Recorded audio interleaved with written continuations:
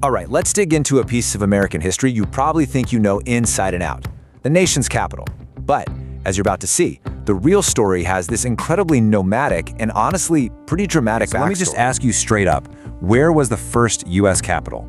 Now, if your brain immediately jumped to Washington, D.C., hey, you're not wrong, but you're also not getting the whole story. Because the not truth even is, close. the answer is way more complicated and a lot more interesting than you'd think. The story of America's capital city isn't really about just one place. It's about a whole bunch of them. It's a tale of a brand new government, basically on the run, just trying to find a permanent place to call home. Brings us right here. You know, long before any of those iconic monuments in DC were even a blueprint, the US government was, for all intents and purposes, homeless. It was operating out of a whole series of temporary spots. Historians actually have a great term for this period. They call it a nomadic government. And it's perfect, right?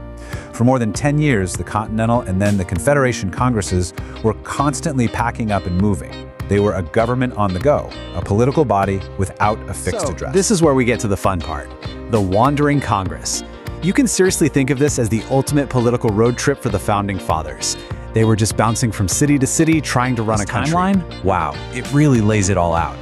It kicks off in Philadelphia in 1776, but then, oops, the British Army gets a little too close for comfort, and Congress has to pack up and flee to Baltimore.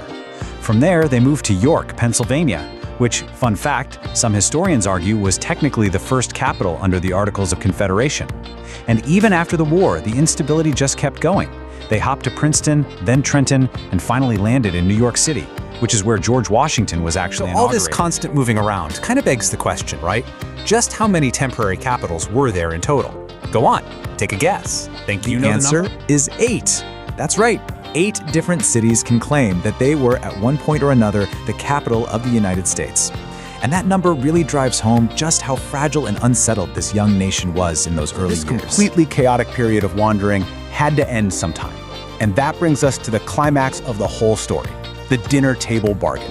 The country desperately needed a permanent home, but to get one, well, it would take one of the most famous backroom political deals in all of America. To really get the solution, you first have to understand the two massive problems the US was staring down. First, it was absolutely drowning in debt from the Revolutionary War. And second, the country was deeply, deeply divided between the industrial northern states and the agrarian southern states. This chart here just breaks down the conflict perfectly. In one corner, you've got the North, led by Treasury Secretary Alexander Hamilton. His big idea was for the federal government to take on all the states' war debts to create a strong national financial system. In the other corner, you have the South, led by guys like Secretary of State Thomas Jefferson and Congressman James Madison. They absolutely hated Hamilton's plan, but what they wanted more than anything was for the nation's capital to be located in the South, which would secure their political power for generations. How on earth do you break a deadlock like that? Well, according to Thomas Jefferson himself, it all came down to a dinner. This legendary meeting, which we now call the dinner table bargain, is where the future of the American capital was decided, not in some grand legislative hall, but in a private room, probably over So some let's wine. break down exactly what this compromise looked like. It was a classic political trade-off, a real you scratch my back, I'll scratch yours moment. Hamilton and the North got what they wanted. The federal government would assume all that debt.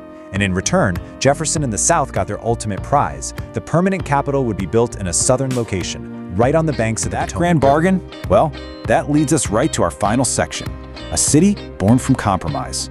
This deal didn't just put an end to the government's nomadic days. It literally laid the foundation for the city we all know today as Washington, Right after the D.C. compromise was sealed, a brand new federal district was carved out from land donated by Maryland and Virginia.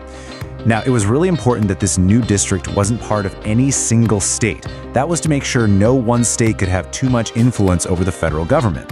The spot on the Potomac was the perfect symbolic bridge between the North and the South, and of course, the new city was named in honor of the one man everyone could agree on, George Washington. If there's one thing you take away from all this, let it be this.